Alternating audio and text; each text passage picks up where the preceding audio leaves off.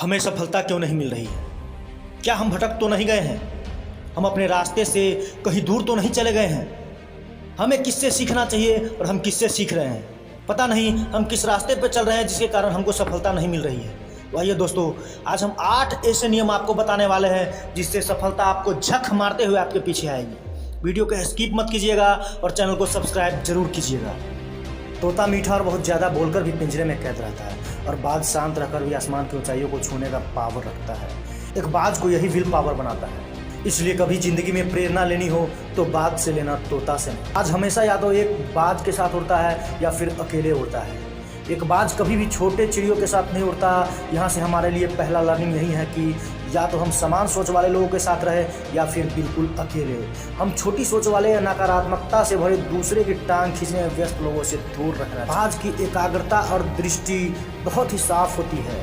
बाज की नज़र बहुत साफ होती है। वह 5 किलोमीटर दूर से भी अपने शिकार को देख सकता है और वह सभी बाधाओं के बावजूद अपने शिकार पर तब तक नज़र गड़ाए रखता है जब तक कि वह उसे हासिल न कर ले।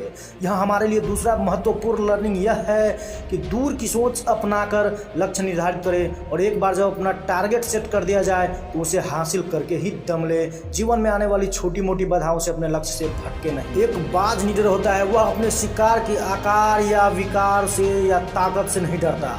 वह अंत समय तक अपने शिकार को अपने वश में करने के लिए लड़ता है और जीत कर ही दम लेता है। बाज एटीट्यूड से सीखने लायक तीसरा लेसन यही है कि हमें निडर होकर अपने लक्ष्य को प्राप्त करने के लिए कोशिश करती रहनी चाहिए।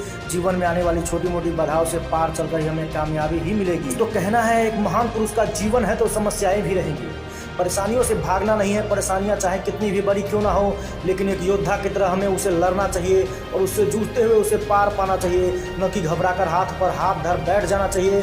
समस्याओं से पार जाकर ही हमें सफलता मिलेगी। बाज का इरादा बहुत मजबूत होता है। जब आसमान में काले काले बादल छाने लगते हैं, तेज हवाओं के साथ बारिश होने लगती है, तो जहां बाकी पक्षी पेड़ की टहनियों के नीचे अपने घोंसलों में छुप जाता है, वहीं बाज उन्हीं तेज हवाओं के साथ ऊपर उठता है।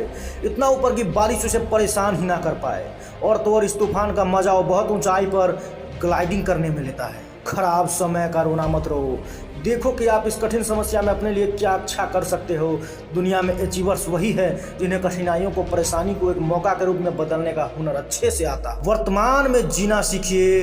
बाज कभी भी मरे हुए शिकार को नहीं खाता। यह हमेशा अपने खाने के लिए ताजे शिकार पर निर्भर करता है।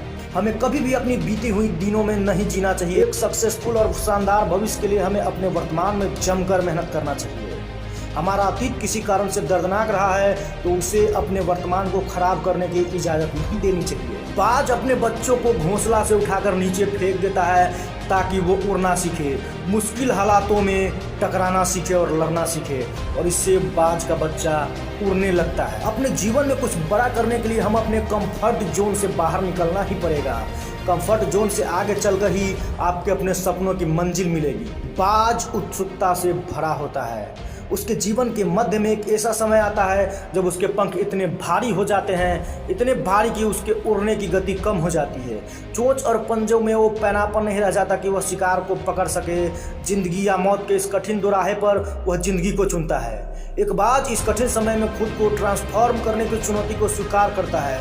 किसी निर्जन और सुदूर क्षेत्र में जाकर खुद को एक नया कलेवर देने की कठोर साधना करता है। अपनी चोंच से अपने भारी पंखों को नोच फेंकता है। अपनी पंजों और अपनी चोंच को पहाड़ की शिलाओं पर पटक पटक कर तोड़ लेता है और तब तक उसी निर्जन स्थान पर छिपा हुआ रहता है जब तक कि उसके नए पंख, उसके पंजे और उसकी चोंच ठीक ना हो जाए।